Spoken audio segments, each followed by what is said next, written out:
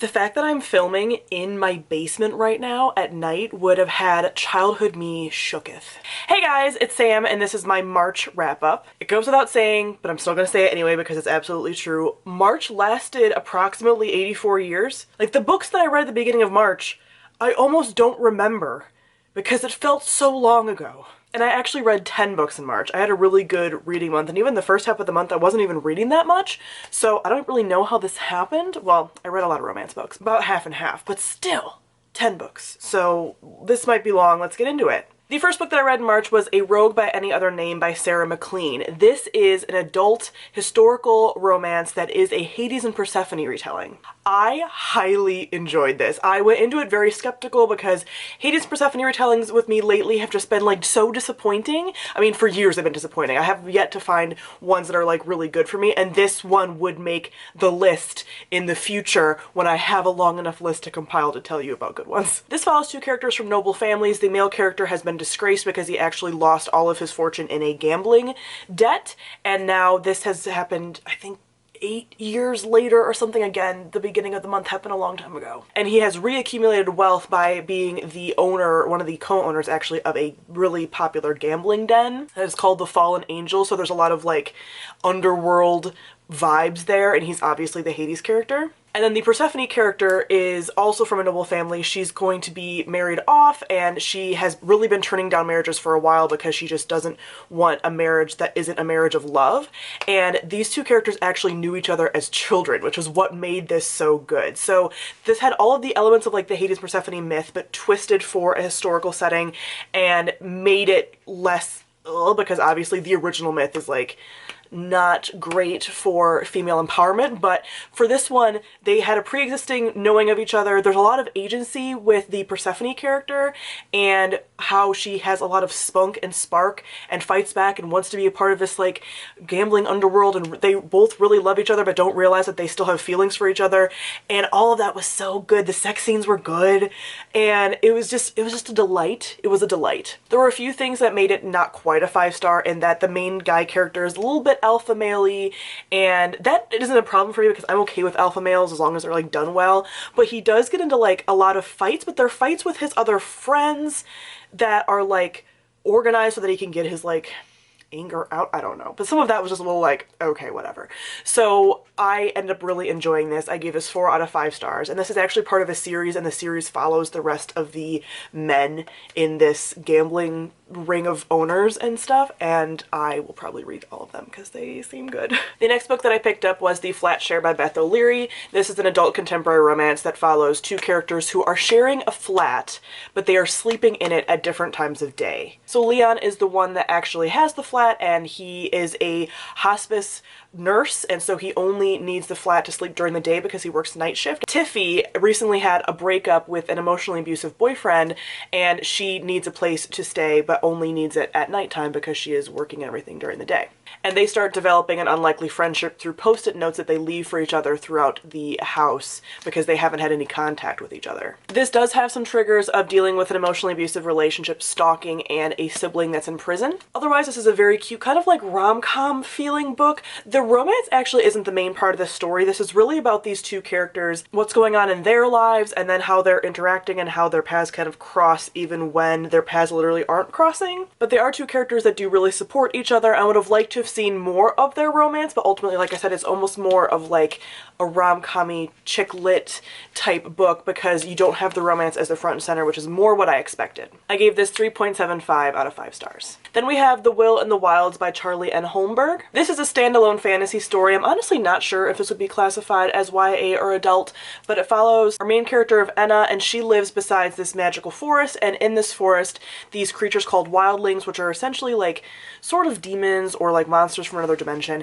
they come into the forest, and that's kind of where they like hunt people, and they just are a part of that forest but not really a part of the rest of the world. Her mother was killed by these creatures, so she knows how dangerous they are, but one kind ends up hunting her, and so she ends up making a deal with another one. That deal includes a kiss freely given, and part of her soul goes into that creature, and he's a little bit more like humanoid and obviously like very handsome, and so that binds him both to her and to helping her, but also to the human world, but the human world also eats away at him, and if he dies, she will die. So they have this like magical bond thing going on. This was a really fun premise, but ultimately just was a little lacking for me. I found the world building to be kind of weak. We don't really know a lot about it, and things are just pretty convenient, and it's honestly pretty slow for what it is. It's a shorter book, but it kind of drags a bit, and I feel like there could have been some more action in there and some more things going on, and there just aren't. And I kind of found things pretty predictable as well. There is a lot of insta-love with this, which I forgive-ish because of this like magical bond thing, but ultimately I just didn't really bond to the characters.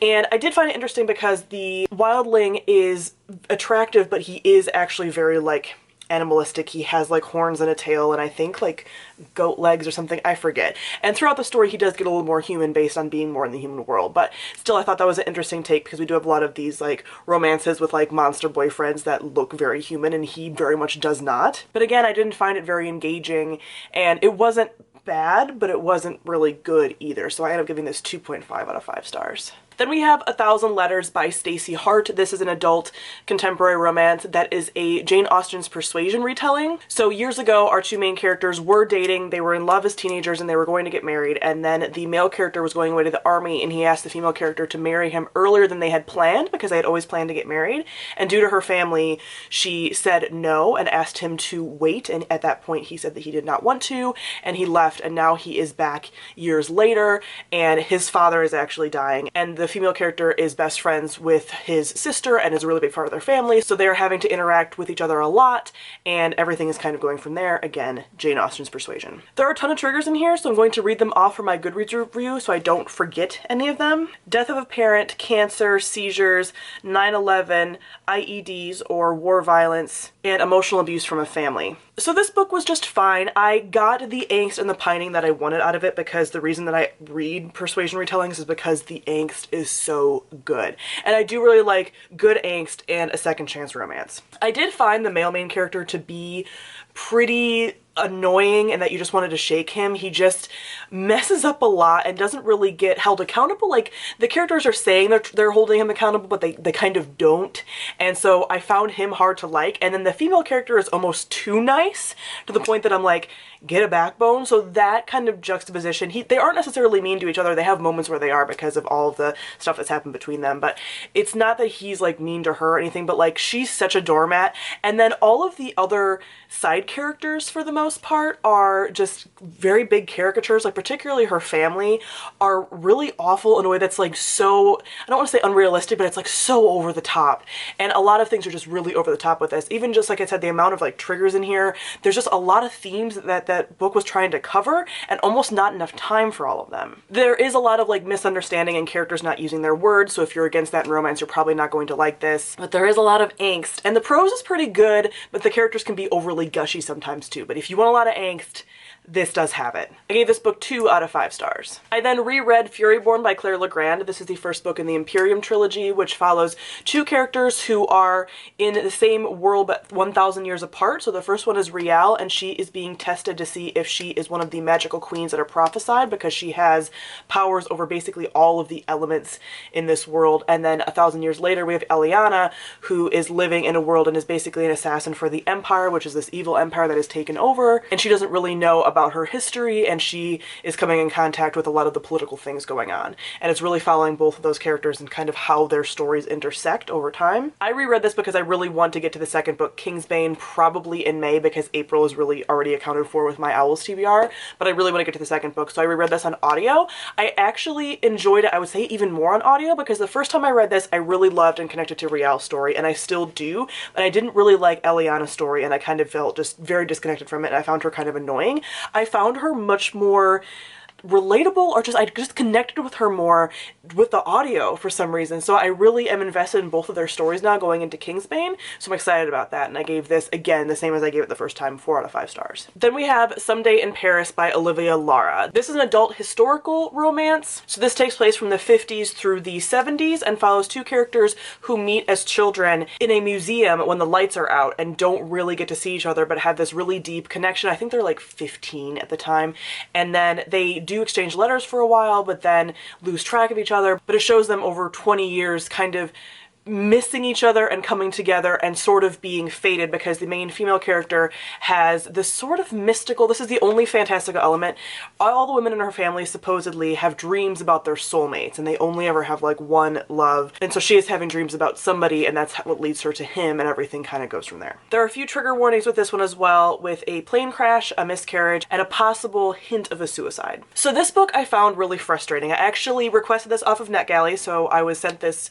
via ebook by the publisher, and this has been a book that I've listed in my most anticipated releases videos leading up to this because I was so excited for it potentially, because I do love a good like soulmate reconnecting over time kind of book. This reminded me a lot in the synopsis kind of One Day in December by Josie Silver, which was one of my favorite books of last year. Not the historical part, but just the like instant connection and then reconnecting and stuff. I just really tend to like that kind of thing, Time Traveler's Wife, that kind of stuff. And this just did not execute for me at all. The pacing of this was very off, so we would spend a lot of time in certain parts of their lives and then not others. We spent a lot of time with them as kids, and that was just kind of off-putting because I got into this to read an adult romance, not to have two kids pining for each other as teenagers.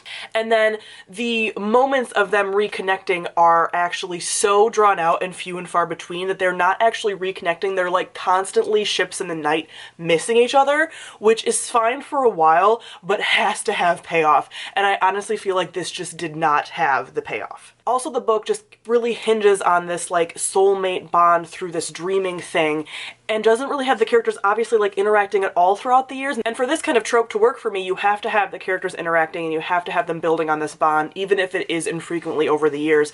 And this just didn't have that. It hinged more on this like magical bond thing, which I don't like. That kind of soulmate bond. Like there has to be something that builds on that foundation. Every single possible obstacle gets thrown in these characters' way in a way that just started to become like very unbelievable. Also, I had complaints about how the historical setting was done. Again, this is supposed to be from like the 50s to the 70s, and I always forgot that because there was no references to like how people were dressing, what was going on in the world, like anything like that. There was nothing to say that this wasn't taking place in present day, so my brain kept saying it was present day even though I knew that it wasn't. There was no reference to the historical part of it. And then the side characters were also particularly awful and kind of irredeemable, but then the book would like try to redeem them by just like saying something random about it and be like, and then they're fine. Like the characters and the way they reacted to the side characters didn't make sense because of a lot of ways that the side characters were awful, and you're like, okay, so why are you friends with them then? It was just so disappointing for me because I do really love this trope. So this had the soulmate bond, this had the missed opportunity, missed connection, ships in the night kind of stuff, but ultimately just was very disappointing to me, and I gave it 1.5 out of 5 stars. I didn't give it a 1, I think because there was a couple moments that kind of pulled at me, like when they do sort of like find each other. I still love that kind of situation, but oh, it was like so enraging for me. So yeah, 1.5 out of 5 stars. Then I read Chain of Gold by Cassandra Clare. I've already done a full spoiler-free review as well as a gush for this, so I'll link that on the screen. This is the first book in a new trilogy within Cassandra Clare's Shadowhunter world, and this follows the Infernal Devices, which was set in Victorian London. I believe this is an Edwardian London, and it follows all of those characters' kids now. So there's like 12 characters in this book. For the sake of keeping this brief, because I know this video is already going to be very long and I'm not close to being done with all of the books that I read this month, this was just a fun ride. I go into these books not really caring about the plot and the like demon hunting plot and all of that stuff. I really just want the characters, and this always has a cast of characters that are just like likable and fun and sometimes tropey, but that's exactly what I want. I don't want a masterpiece. I said in my review of this that this is like a trashy CW TV show. Everyone is pretty, everyone's in love, there's a good backdrop of a magical setting, and that kind of pushes people together, and that's what I go into these for. I gave this 3.75 out of 5 stars for being a ton of fun. Does this need to be edited and probably at least 100 pages shorter? Absolutely. There's too many characters, and Cassandra Clare wants all of her characters to be main characters, and they don't need to be. But ultimately, I enjoyed most of the characters. I enjoyed the actual real main characters because you as a reader know who the main characters are supposed to be.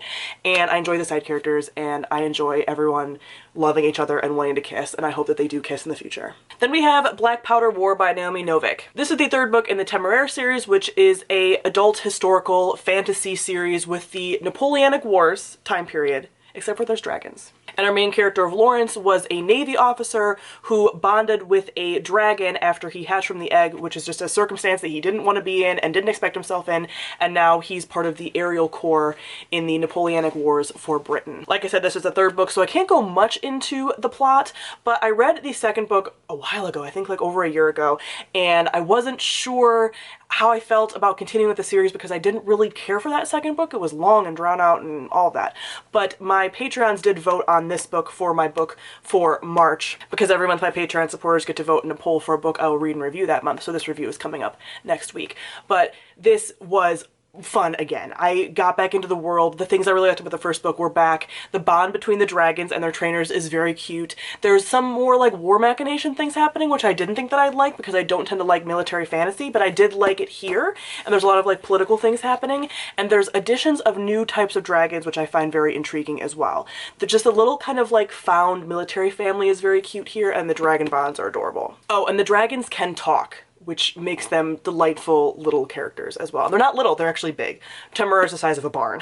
So I end up enjoying getting back into this world, and I do plan to continue with this series, and I gave this one 3.5 out of 5 stars. I then read Get a Life, Chloe Brown by Talia Hibert. This is an adult contemporary romance and follows our main character of Chloe. At the beginning of the book, she almost gets hit by a car during a walk by a drunk driver, and so she decides that she doesn't want to die being like lame, is kind of what she says. Like she doesn't want to have a boring life. So she makes a list of things that she wants to do. This includes moving out and doing some other like fun, sort of like bucket listy, but not quite bucket listy, just like getting a life. Like she wants to get a life. And she is a disabled woman. She does have a chronic illness and fibromyalgia, so that does have an impact on everything kind of going on with her and how she views life and how she views relationships and stuff, because she's had a lot of people in her life who haven't understood that. Then we have the love interest of Red, who's more of a like rough and tumble type looking guy, but is a sweet, innocent being inside. I'm actually going to do a full review for this, so I don't want to go like completely into all the details, but I just read this a few days ago, so I'm still feeling like gushy about it. And he's the superintendent in her new building, and they immediately have tension and banter, and they think they both hate each other, but obviously they don't, and everything kind of goes from there. This does have a trigger warning of recovering from an abusive relationship in the part of Red, so that was interesting because usually you see abusive relationships from the female character's perspective, and this was a male character that had an abusive relationship. But I really enjoyed this. This was so fun and cute. I love Talia Hibert's writing style,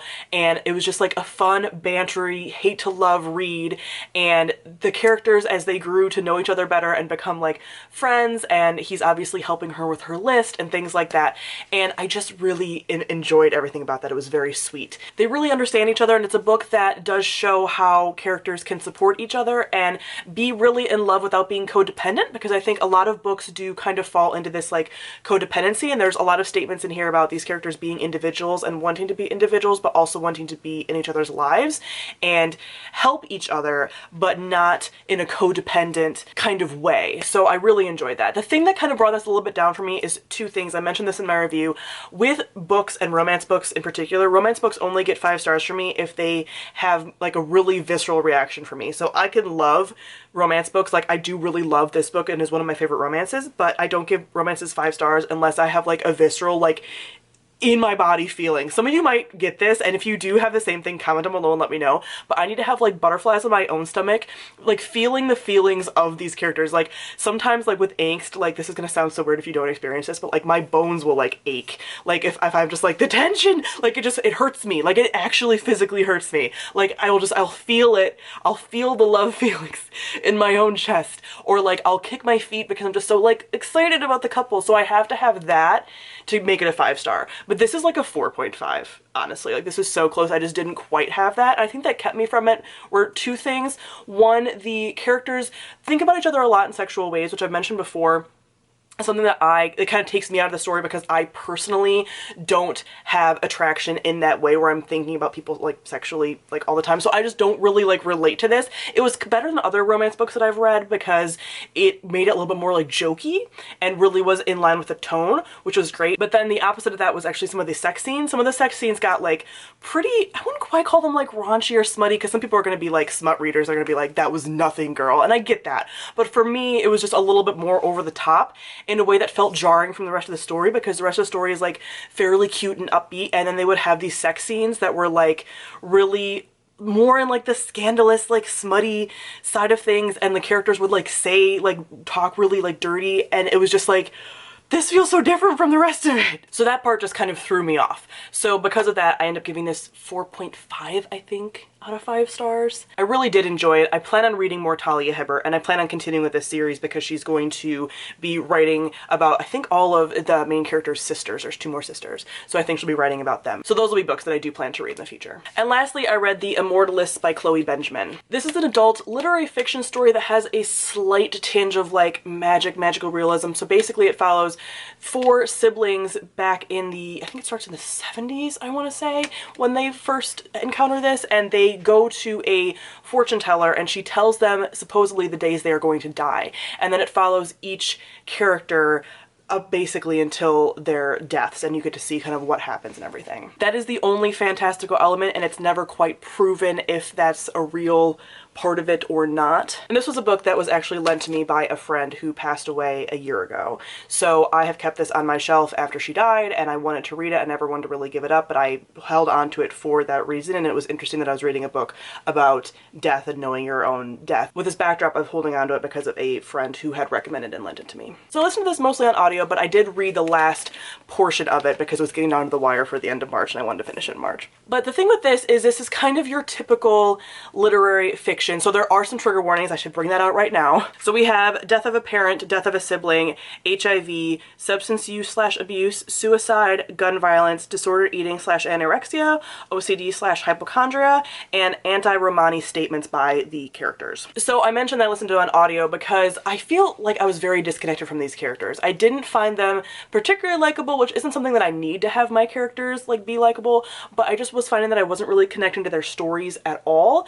And I think for this book to work for you, you have to be like connected to these characters and care about them, and I just didn't. The writing was decent, but again, there are some things in there that I just found very off-putting. So there are some anti-Romani statements in here that are made by the characters because they do find out that the fortune teller was a Romani character, so they use some slurs for the Roma people, and that was just really never corrected by the narrative. The main characters are Jewish, so there is a lot of talk of like faith and faith versus the mysticism of like that culture and things like that, but it still wasn't corrected at all in any way. And then the other thing that I found off-putting about the writing was one of the characters is gay, and he and his like time period is portrayed in a way that there's a lot of sex scenes that are like fairly graphic, or just like depictions of like sex and stuff that's a little bit more graphic for a literary fiction. Like I would expect it more in like a romance or something, but it for literary fiction was more graphic, and he was the only character that had these like graphic sex scenes, which just again rubbed me the wrong way because it just made it seem like,